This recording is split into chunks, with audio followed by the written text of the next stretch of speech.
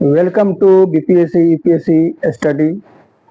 पिछले वीडियो में मैंने नवपाषाण काल यानी न्यूलिथिक एज के बारे में बताया था कि कृषि की कैसे कैसे शुरुआत हुई, पशुपालन का कैसे विकास हुआ, इत्यादि इत्यादि।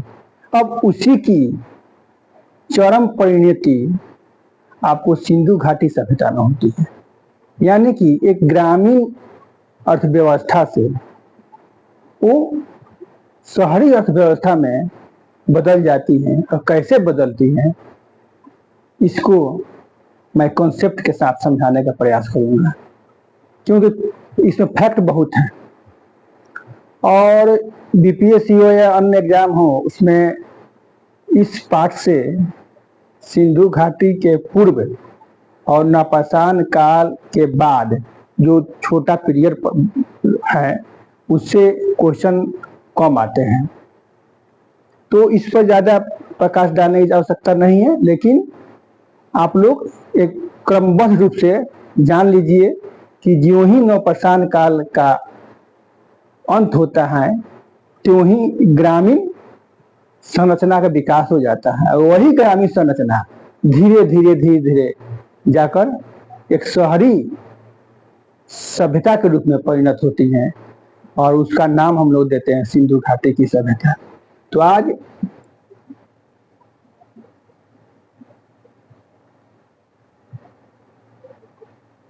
सिंधु घाटी सभ्यता यानी Indus valley civilisation. Indus valley civilisation का जो काल है उसका काल रेडियो कार्बन पद्धति के आधार पर निर्धारित किया गया है। जो एक काल है, इसके काल के बारे में हम लोग जानने का प्रयास करें तो रेडियो कार्बन तिथि निर्धारण की पद्धति होती है, या C14 पद्धति भी कहते हैं। डेट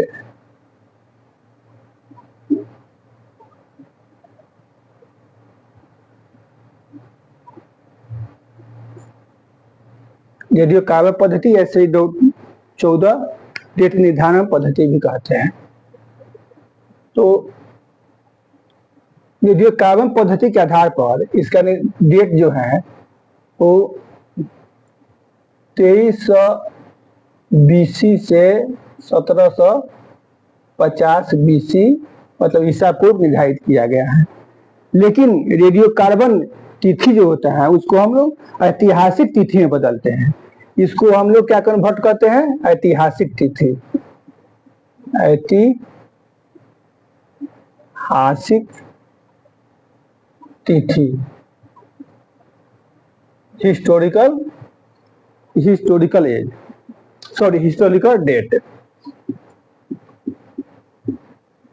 हिस्टोरिकल डेट इसमें कन्वर्ट करते हैं। तो जब इसमें कन्वर्ट करते हैं तो इसका डेट चला जाता है 2800 या 2900 कहें BC से 2000 BC तक। सिंधु घाटी सभ्यता का जो काल निर्धारण किया गया है रेडियो कार्बन तिथि के आधार पर इतना हुआ, और इसको ऐतिहासिक तिथि में बदलते हैं, हिस्टोरिकल डेट में बदलते हैं। तो 2800 से 2900 BC से लेकर 2000 BC तक सिंधु घाटी सभ्यता रही। उसके बाद पतन की ओर बढ़ती है। दूसरी बात है, इसको हम लोग प्रोटो हिस्ट्री में रखते हैं।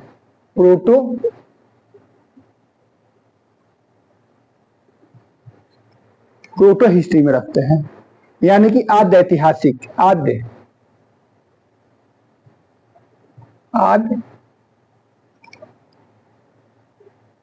इतिहास कहीं, क्योंकि जिस काल में लिपि तो हो लेकिन उसको पढ़ा नहीं जा सका, तो वैसे काल को हम लोग आज ऐतिहासिक काल कहते हैं, आदि इतिहास कहते हैं, और उसके जो इतिहास है वो पूर्ण रूप से जो होता है पूरा तात्विक स्रोतों पर आश्रित होता है, क्योंकि लिपि को पढ़ा ही नहीं गया है। तो ये आदि इतिहास के अंतर्गत सिंधु घाटी सभ्यता आती है। कभी कभी क्वेश्चन पूछा जाता है कि आदि इतिहास के अंतर्गत निम्न में से कौन सी सभ्यता आती है, तो उसमें आप लोग सिंधु घाटी सभ्यता मारिएगा। ठीक। तीसरा क्वेश्चन है, सिंधु घाटी सभ्यता का जो नामकरण हुआ वो सिंधु घाटी सभ्यता ही क्यों कहा गया? जब नामकरण हुआ तो इसका 3 प्रकार नाम दिया गया। एक तो सिंधु सभ्यता, दूसरा सिंधु घाटी की सभ्यता, और तीसरा कहा गया हड़प्पा सभ्यता। हड़प्पा सभ्यता, ये सब बेसिक जानकारी है, जानना जरूरी है। तो सिंधु सभ्यता, सिंधु घाटी की सभ्यता, हड़प्पा सभ्यता, सबका अर्थ लगभग एक ही है, लेकिन नाम में थोड़ा थोड़ा बदलाव है। ये सिंधु सभ्यता और सिंधु घाटी की सभ्यता और हड़प्पा सभ्यता तीनों का निहितार्थ एक ही होता है। तो सबसे पहले 1826 ईस्वी में 1826 ईस्वी में चार्ल्स मेसन ने इसकी खोज की। सिंधु घाटी सभ्यता के स्थलों की खोज, उनको ऐसा लगा है कोई सभ्यता यहाँ पर है, उसकी जानकारी 1826 ईस्वी में चार्ल्स मेसन ने दी थी। उसके बाद 1856 ईस्वी में जब कराची से लाहौर तक रेल बिछाया जाने लगा, वो अंग्रेजों का काल था, और उस समय जब रेल बिछाया जा रहा था तो हड़प्पा नामक स्थान पर कुछ अवशेष मिला, ईट मिला। तो उस समय भी कहा गया कि वहां पर न कोई सभ्यता जरूर है, कोई न कोई अवशेष वहां पर है। उन ईंटों, अधिकांश ईंटों का प्रयोग रेल बनाने के दौरान कर लिया गया। उसी समय जब ये पता चला कि वहां पर कोई अवशेष मिल रहा है, किसी सभ्यता की निशानी वहां पर है, अवशेष है, तो 1856 में ही एक जो कनिंघम महोदय थे, तो कनिंघम महोदय को नियुक्त किया जाता है कि उस क्षेत्र का आप सर्वेक्षण कीजिए कि आखिर में वो चीज है क्या। तो कनिंघम महोदय उसका सर्वेक्षण करते हैं। उसके बाद यह निश्चित हो जाती है कि वहां पर किसी न किसी सभ्यता का अवशेष है। सबसे पहले 1921 ईस्वी में दयाराम साहनी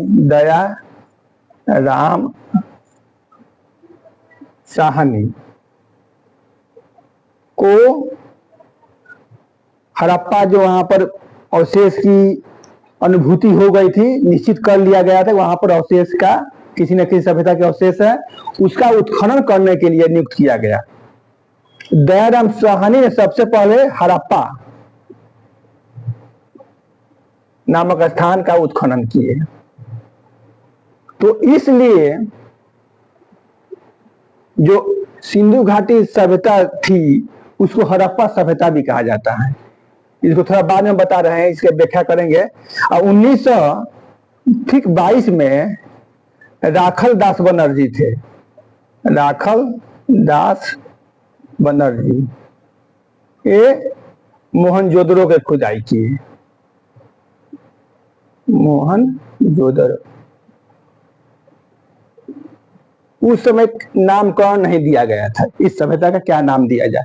तो ये जो हड़प्पा है और मोहनजोदड़ो हैं, दोनों सिंधु नदी के समीप थे, उसी के किनारे बसे हुए थे। तो इसीलिए ऐसा मान लिया गया कि सिंधु नदी के आसपास ये सभ्यता सीमित है और उसी आधार पर इसका नामकरण सिंधु सभ्यता दिया गया या सिंधु घाटी की सभ्यता कहा गया। पहले नाम क्या दिया गया? सिंधु घाटी की सभ्यता, कुछ लोग कहा कि सिंधु सभ्यता, क्योंकि ऐसा विश्वास कर लिया गया कि सिंधु नदी के आसपास ही यह क्षेत्र सीमित है। अब जब आगे उत्खनन होने लगा, जब अवशेष मिलने लगा, तो यह प्रमाणित हो गया कि नहीं, ये तो आपको गुजरात, राजस्थान, हरियाणा, पूर्वी पंजाब, उत्तर प्रदेश, पश्चिमी उत्तर प्रदेश तक इसका दायरा बढ़ा हुआ है। तब अब एक असमंजस की स्थिति में आदमी आ गया कि इसका नामकरण कैसे किया जाए। तो ये एक पद्धति होती है कि जिस स्थल पर सबसे पहले खुदाई की जाती है उसी स्थल के आधार पर नामकरण कर दिया जाता है। तो अब सिंधु नदी से सभ्यता आगे बढ़कर, उसका अवशेष आगे बढ़कर सरस्वती नदी जब विलुप्त हो चुकी है, वहां तक जब अवशेष मिलने लगा तो उसको हम लोग इतिहासकारों ने क्या कहा कि हड़प्पा सभ्यता कहने लगा। उसके बाद हड़प्पा सभ्यता कहने लगा, क्योंकि हड़प्पा नामक स्थान पर ही सबसे पहले इसकी खुदाई की गई थी, इसका उत्खनन अवशेष वहीं पर मिला था। लेकिन अब अभी वर्तमान में इसका नामकरण कुछ लोग उसको सरस्वती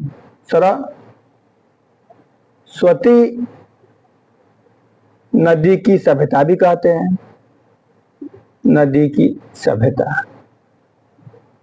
इसके पीछे मूल उद्देश्य यह है कि अधिकांश जो क्षेत्र है, मतलब लगभग 1500 स्थलों की पहचान की गई है, उसमें से 80% स्थल जो हैं वो सिंधु नदी के किनारे हैं और वो पाकिस्तान में पड़ता है।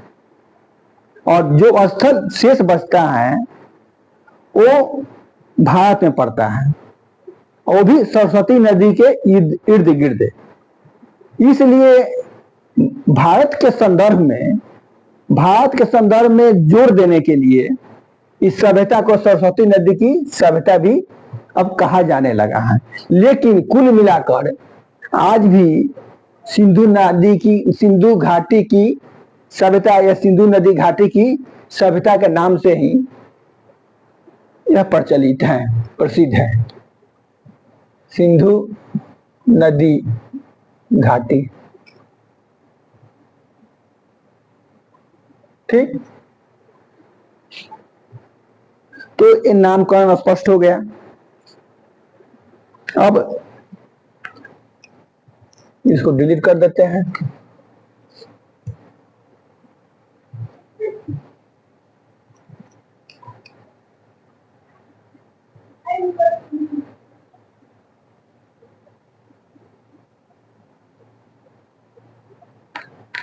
इसको हम लोग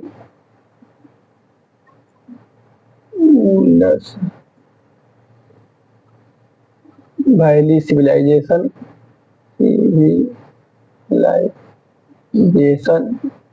Indus valley civilisation IVC Indus valley civilisation भी कहते हैं। अब हम देखते हैं कि इसकी उत्पत्ति कैसी हुई। सिंधु नदी घाटी की उत्पत्ति, थोड़ा इस पर हम प्रकाश डालना चाहेंगे कि ग्रामीण सभ्यता जो थी इसके पहले, तो क्या एकाएक अचानक शहरी सभ्यता में बदल गई? बिल्कुल नहीं। सिंधु नदी घाटी की जो सभ्यता थी उसके पूर्व में और नवपाषाण काल के अंत में जो बीच पीरियड बचता है उसमें कुछ स्थलों की खोज की गई, उसका उत्खनन किया गया। जैसे मान लीजिए बलूचिस्तान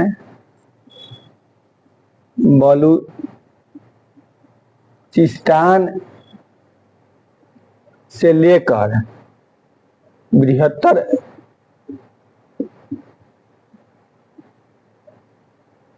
सिंधु घाटी,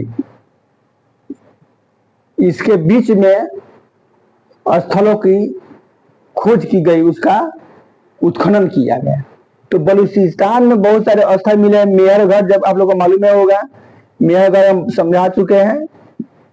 इसका 7000 BC डेट निर्धारित किया गया है।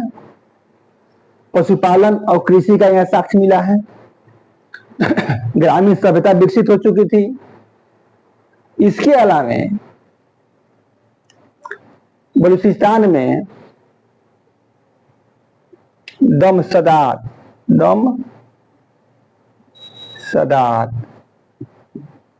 किली, गुल मुहम्मद, अंजीरा आदि स्थलों की खुदाई की गई। तो यहाँ सभी जगह ग्रामीण अर्थव्यवस्था विकसित हो चुकी थी।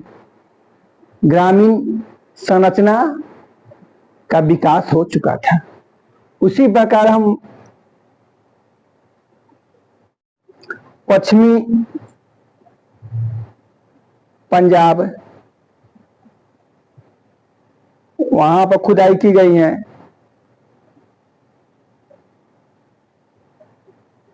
तो पश्चिमी पंजाब में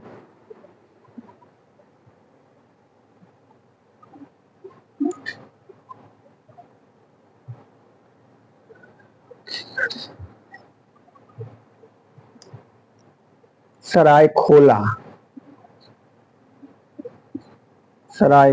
एक जगह है और जलीलपुर है।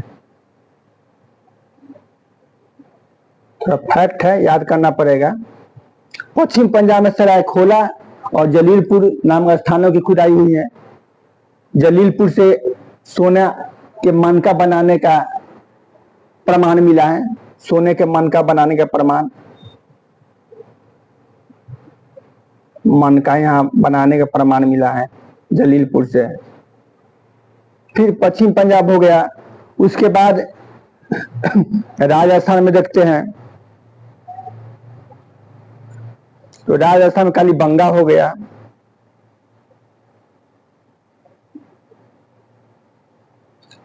हरियाणा यहीं पर, पश्चिम पंजाब हरियाणा में भी मिला है। बनवाली,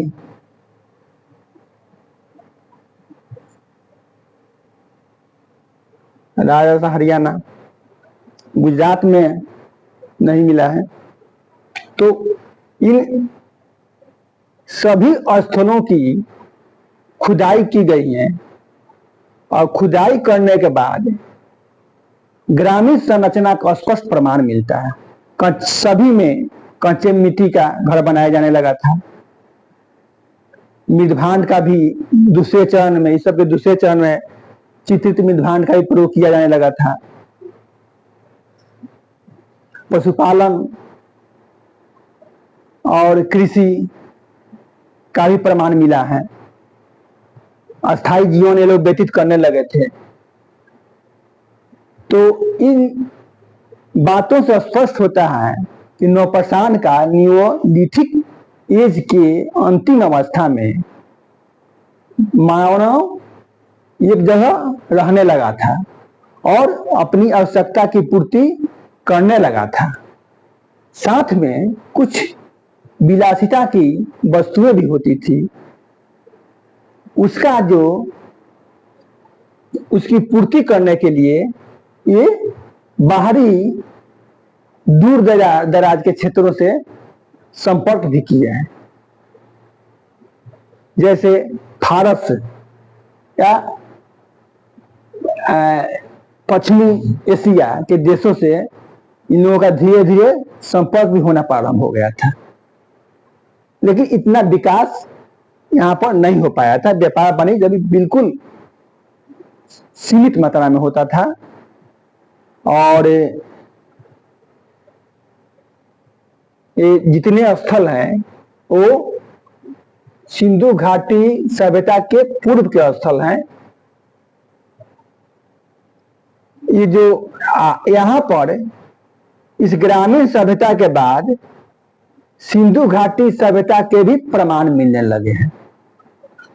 जैसे बनवाली में पहले स्तर पर सिंधु घाटी के पूर्व के प्रमाण मिल रहे हैं, पहचान मिल रहे हैं कि ग्रामीण सभ्यता थी, लेकिन जब सिंधु घाटी सभ्यता का विकास हुआ तो यहाँ पर उसका भी प्रमाण मिलने लगे। अब कालीबंगा है, यहाँ भी दोनों प्रमाण मिल रहे हैं, सिंधु घाटी के पूर्व के भी प्रमाण मिल रहे हैं और सिंधु घाटी के भी प्रमाण मिल रहे हैं।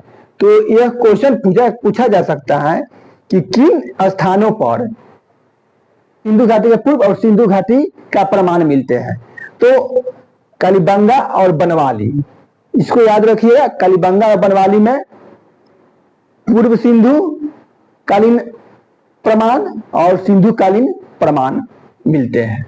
तो इन स्थानों के उत्खनन से ये स्पष्ट हो गया कि ग्रामीण अर्थव्यवस्था अपना स्वरूप ग्रहण कर ली थी और वो धीरे धीरे अपनी विलासिता की सामग्रियों की पूर्ति के लिए व्यापार की ओर अग्रसर होने लगी। एक और स्थल है आपको हरियाणा में मिला है, भीड़राना। भीड़राना देखिए, भीड़राना, इसकी खोज इधर हुई है 2003-04 में हुई है। राव साहब ने इसकी खोज की है।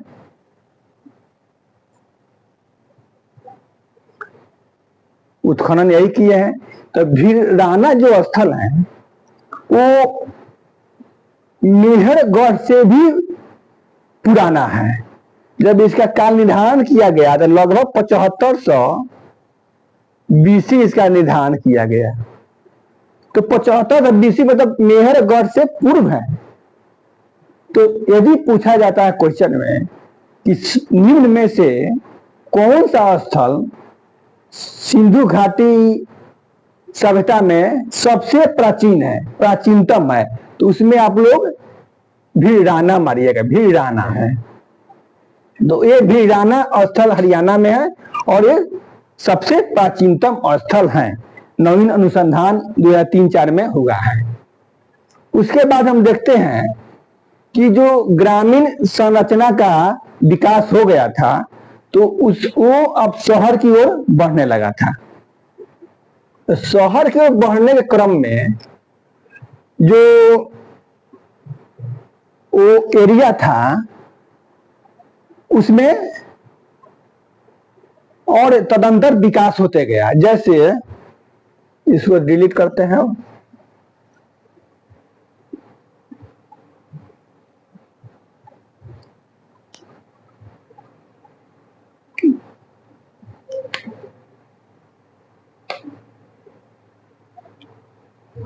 उसमें जो स्थल है आप बलूचिस्तान ही है।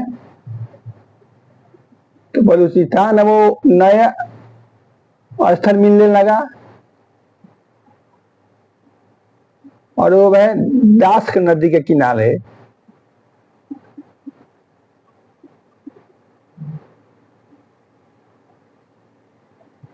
सुतका गेंडोर है। क्या है? सुतका गेंडोर है। यह सिंधु कालीन स्थल है। सुतका को है, सुतका को है। बालाकोट है, डाबरकोट है, ये सुतका को शादी कौन नदी के किनारे बसा था।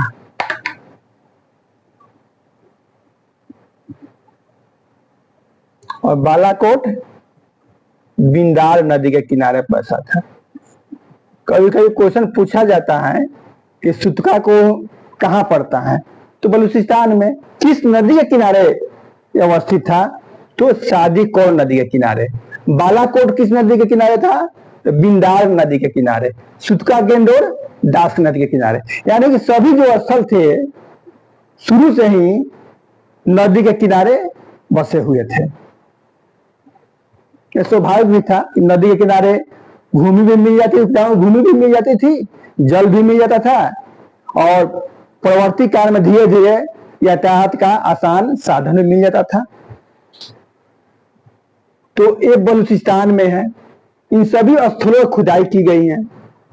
तो यहाँ पर पके हुए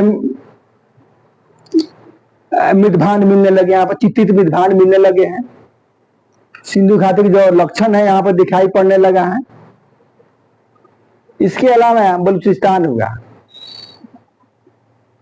अब उसके बाद हम लोग चलते हैं बहावलपुर। तो बहावलपुर में वैसे खुदाई नहीं की गई है, लेकिन गुमला घाटी से गुमला घाटी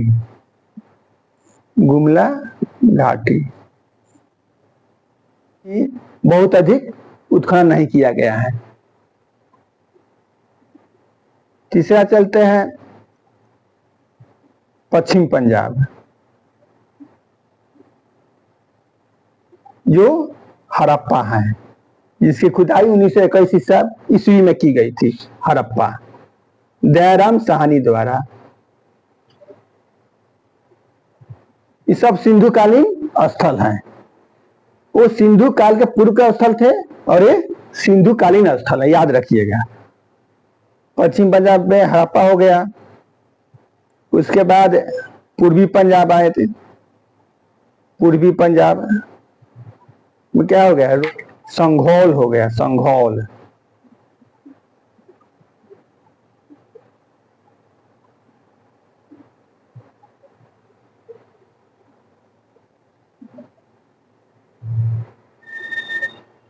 रोपर भी इसी में, रोपर भी हो गया, रोपर संघौल पूर्वी पंजाब में हो गया। आपको हम चलते, अब आपको गुजरात राजस्थान आ गया।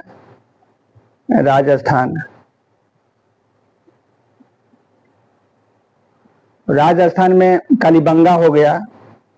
यहाँ पर दोनों काल के अवशेष मिले हैं, हड़प्पा पूर्व और हड़प्पा का कालीबंगा हो गया। गुजरात में सबसे अधिक स्थल मिले हैं।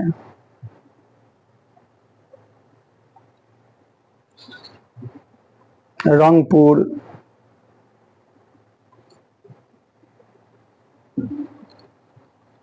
गुजरात।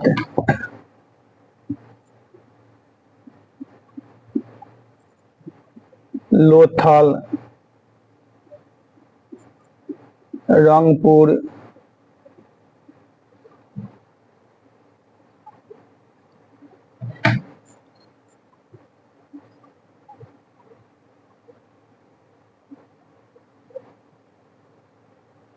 भगवत राव, फिर आपको धौलापुर,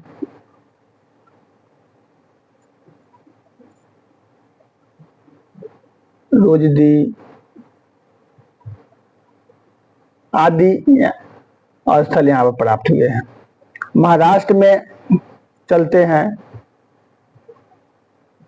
तो दायमाबाद है।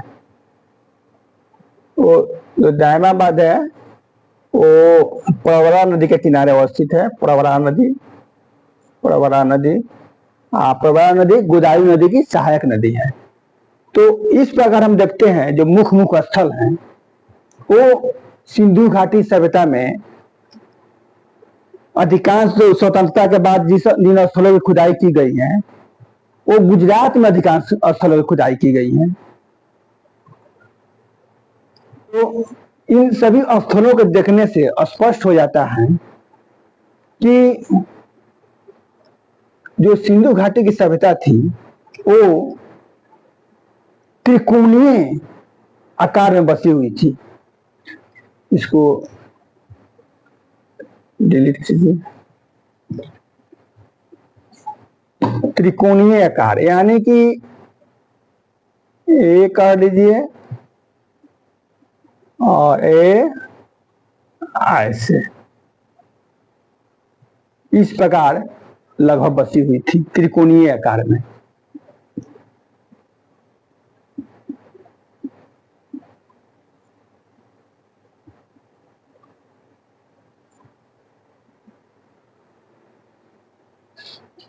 इसका जो क्षेत्रफल है, पूरा क्षेत्रफल हम लोग लगभग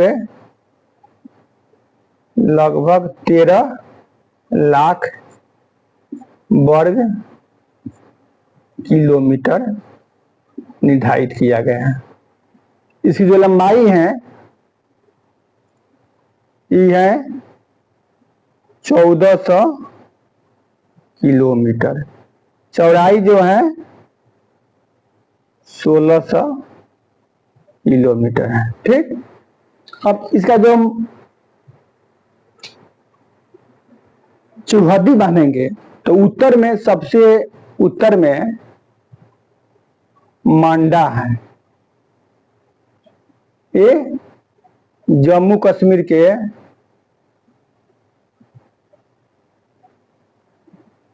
श्रीनगर में है मंडा। यहाँ पर भी अवशेष मिले हैं।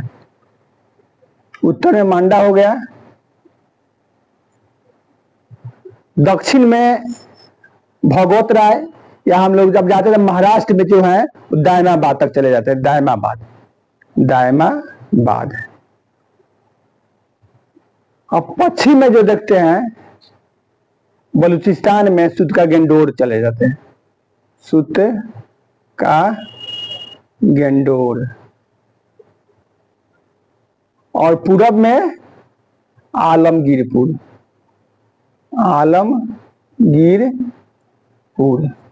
यानी एक बात और बताना चाहूंगा कि उत्तर प्रदेश गंगा घाटी में भी इसका विस्तार हो गया था।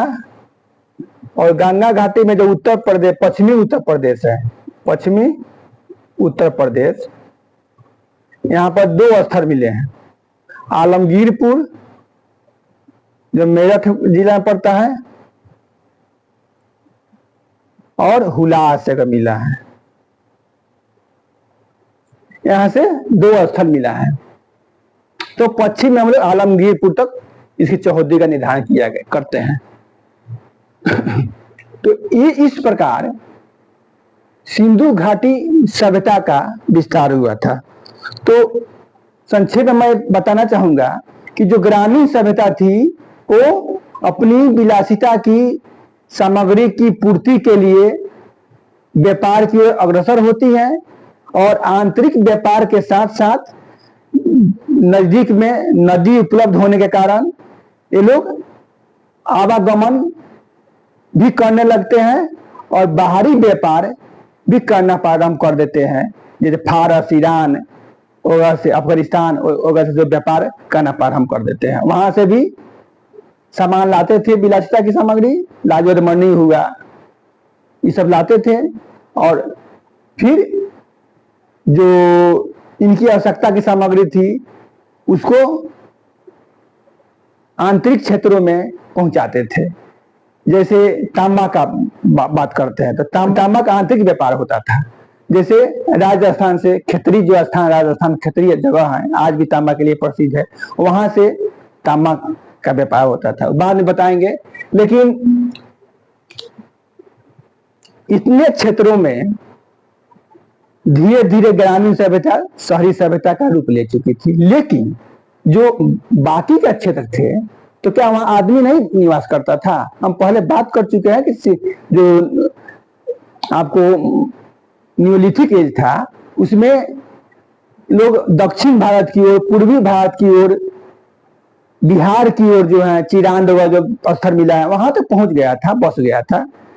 लेकिन उधर शहरी सभ्यता का विकास नहीं हो सका, उधर ग्रामीण सभ्यता का ही विकास हुआ और उसको ताम्रपाषाणिक अवस्था से गुजरना पड़ा।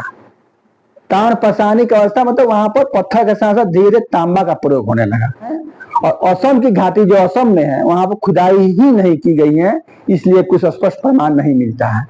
तो इन क्षेत्रों में ताम्रपाषाणिक अवस्था का विकास हो चुका था। और जब सिंधु घाटी सभ्यता अपने विकास के चरमोत्कर्ष पर थी, तब दक्षिण भारत में या पूर्वी भारत में ताम्रपाषाणिक अवस्था चल रही थी। तो इस प्रकार हम देखते हैं कि पूरे भारत में जो सभ्यता का विकास हुआ वो शहरी सभ्यता नहीं थी, केवल इन क्षेत्रों में ही शहरी सभ्यता का विकास हो पाया था और अन्य क्षेत्रों में ग्रामीण सभ्यता ही अभी विद्यमान थी। जो दूसरी शहरीकरण की प्रक्रिया जब प्रारंभ हुई, जो 6ठी सदी ईसा पूर्व में हम देखते हैं, वो गंगा नदी के गंगा बेसिन के क्षेत्रों में ही उसकी शुरुआत होती है और उसकी दूसरी नगरीकरण कहा गया, इसको पहली नगरीकरण कहा गया। तो अब हम अगले चरण में ये बताएंगे कि इन स्थलों पर मुख्य चीजें क्या क्या मिली हैं और उसके बाद थोड़ा सिंधु घाटी सभ्यता के सामाजिक, राजनीतिक, आर्थिक और सांस्कृतिक उसका पतन कैसे हुआ, उसकी क्रमबद्धता निरंतरता कैसे रही, इन सब बातों पर भी हम चर्चा करेंगे। और इन बिंदुओं को यदि आप ठीक ढंग से देख लीजिएगा, पढ़ लीजिएगा, तो इससे जीएस की जो हिस्ट्री है उससे क्वेश्चन छूटने वाला नहीं है। आप लोग आराम से बना दीजिएगा। एक क्वेश्चन याद आ रहा है हमको कि बीपीएससी में पूछा गया था, अभी आपको 30-60 या 65 का कोई क्वेश्चन था, उसमें पूछा गया था कि भारत में सबसे पहले कहां पर पशुपालन और कृषि प्रारंभ हुआ था, उसका प्रमाण कहां मिलता है? तो मेहरगढ़ में। उस समय पूरा सब क्षेत्र भारत में ही था, तो मेहरगढ़ उसमें था विकल्प। मेहरगढ़ में पशुपालन और कृषि का साक्ष्य मिला है। तो इन पाषाण कालीन जो क्षेत्र हुआ,